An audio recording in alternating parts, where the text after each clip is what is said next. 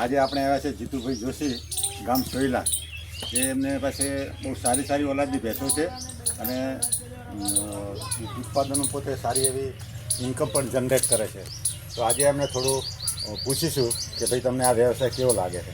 શું જીતુભાઈ, તમારી પાસે કેટલી ભેંસો છે? મારી જોડે હાલ 5 ભેંસો છે અને એક દેશી ગાય છે. બરાબર. અને એનું સારું એવું હું દૂધ બી અત્યારે ભરાવું છું. હા હા. અને તમારા ત્યાંથી પિન્ટુભાઈ ડૉક્ટરને ત્યાંથી અમે એક ભાઈ ભરડો લાવ્યા હતા. હા. એ ભરડો લગભગ હું છેલ્લા 1 મહિનાથી ઉપયોગ કરું છું. બરાબર. અને એમાં સારું એવું રિઝલ્ટ મને મળ્યું છે. અને એના પુરાવા તરીકે કોઈને જોઈતું હોય તો મારી જોડે આખું એનો એવરેજ ફેટ છે, પછી રેગ્યુલર ફેટ છે, દૂધ કેટલું છે, એ બધું જ મારી જોડે પડ્યું છે. બરાબર. અને કારણ કે હવે તો કંઈ એવું રહેતું નથી કે બનાવીને લાવવાનું. એસએમએસથી જણાવવામાં આવે છે અત્યારે. તો ઓનલાઈન હોય છે? હા, ઓનલાઈન હોય છે. એનો ડેટા બી આપણી જોડે જનરેટ કરેલો પડ્યો છે. હા હા. અને જીતુભાઈ, તમને આમ શું ફેર લાગે કે ભાઈ અમે નતા ખવડાવતા પિન્ટુભાઈનું જે મેન્યુફેક્ચરિંગ કરેલું દાણ છે, હા હા, ડૉક્ટર પિન્ટુભાઈ બરોબર, જોગાવાળા, હા હા હા, એમનું જે તમે એનું મેન્યુફેક્ચરિંગ કરેલું જે ખાંડ ખવડાવો છો, હા હા, એમાં તમને પહેલાં કેટલા ફેટ આવતા હતા અને અત્યારે કેટલા ફેટ આવે છે? શું ફરક લાગે છે?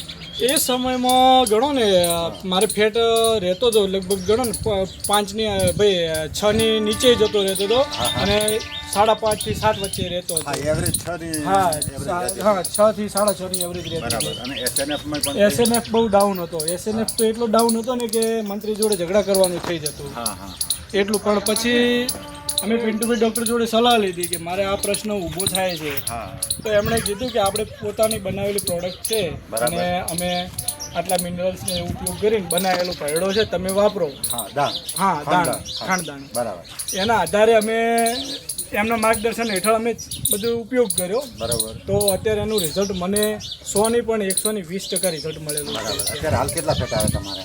મારે એવરેજ ફેટ અત્યારે 7.5 એટલે ગણો ને 8.5 થી લઈને કદી 7.5 નીચે તો ગયો જ નથી ફેટ. હા, એટલે એવરેજ 7.5 ફેટ આવે. 7.5 નો એવરેજ છે મારો. બરાબર. અને એવરેજ તમારે એસએનએફ અત્યારે કેટલો આવે? એવરેજ એસએનએફ 9.2 છે અત્યારે મારો. સરસ સરસ, વેરી ગુડ. જે રહેતો 8-7 રહેતો, હા હા. એની જગ્યાએ મને ઘણું બધું પ્રોફિટ થયું છે એના કારણે. બરાબર. તો તમને ખૂબ સારો બેનિફિટ છે આનાથી.